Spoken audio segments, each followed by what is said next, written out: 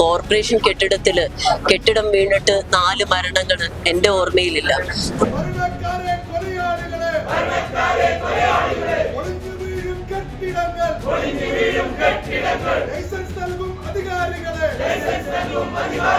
അപകടാവസ്ഥയിലായ കെട്ടിടാണെങ്കിൽ unfit certificate നൽകേണ്ടത് engineering വിഭാഗമാണ്.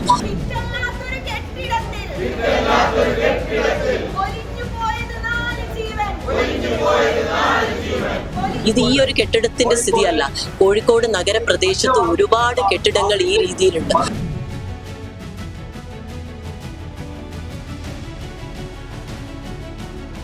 ഇവർക്ക് ലാഭേച്ഛയുള്ള കെട്ടിടങ്ങളാണ് ഇവർ ആദ്യം പൊളിച്ചത്. ജനങ്ങളുടെ സുരക്ഷിതത്വത്തിന് യാതൊരു മുൻഗണനയും നൽകിയില്ല.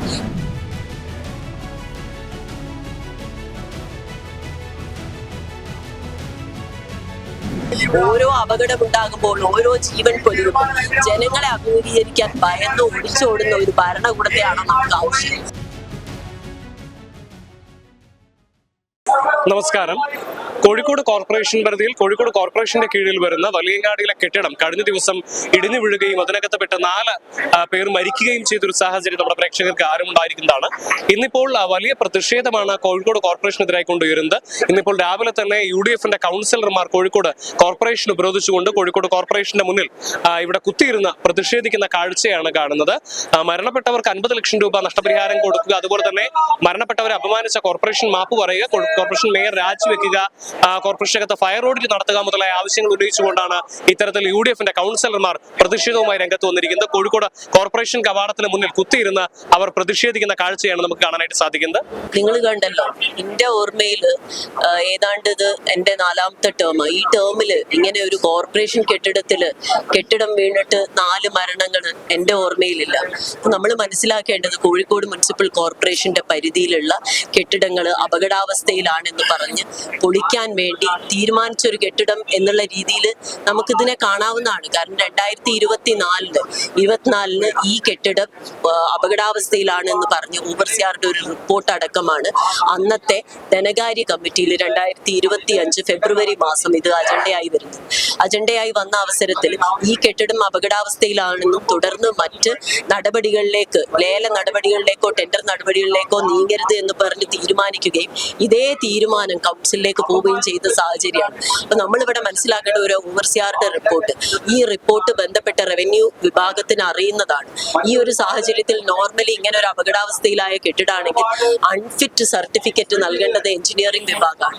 ഈ എഞ്ചിനീയറിംഗ് വിഭാഗം അൺഫിറ്റ് നൽകി ഇപ്പോഴത്തേക്ക് അത് പൊളിക്കാനുള്ള നടപടി സ്വീകരിക്കേണ്ട കെട്ടിടമാണ്. ഇത് ഈ ഒരു കെട്ടിടത്തിന്റെ സ്ഥിതിയല്ല. കോഴിക്കോട് നഗരപ്രദേശത്ത് ഒരുപാട് കെട്ടിടങ്ങൾ ഈ രീതിയിലുണ്ട്. നമ്മളിപ്പോ പൊളിച്ചു എന്ന് ഇന്നലെ മേയർ മറുപടി പറഞ്ഞ ടാഗോർ സെന്റിനറി ഹാൾ, അതുപോലെ കിഡ്സൺ ബിൽഡിംഗ്, ഈ 2 ബിൽഡിങ്ങുകളെക്കാൾ ഏറ്റവും അപകടാവസ്ഥയിൽ 70 വർഷത്തോളം പഴക്കമുള്ള ജവഹർ ബിൽഡിംഗ് ഉണ്ട്.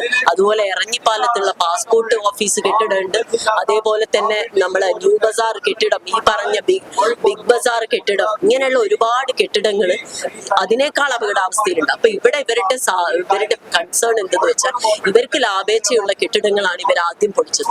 ജനങ്ങളുടെ സുരക്ഷിതത്വത്തിന് യാതൊരു മുൻഗണനയും നൽകിയില്ല. ഇവിടെ തന്നെ ഇങ്ങനെ ഒരു വലിയൊരു കലാമിറ്റി, വലിയൊരു ക്രൈസിസ് ഉണ്ടായ അവസരത്തിൽ ഇവിടെ ഞങ്ങൾ മുകളിൽ മേയറേയും ഡെപ്യൂട്ടി മേയറേയും കാണാൻ ചെന്നപ്പോൾ അവരൊന്നും സീറ്റിലില്ല, ഒളിച്ചോടുകയാണ്.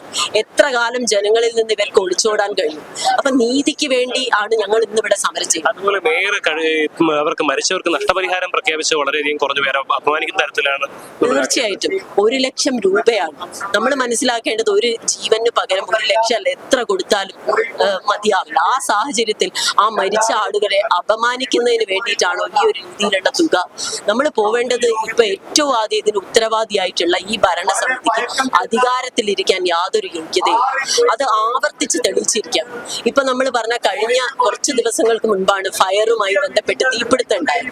ഓരോ അപകടമുണ്ടാകുമ്പോൾ ഓരോ ജീവൻ പൊലിയുമ്പോൾ ജനങ്ങളെ അഭിമുഖീകരിക്കാൻ ഭയന്ന് ഒളിച്ചോടുന്ന ഒരു ഭരണകൂടത്തെയാണ് നമുക്ക് ആവശ്യം.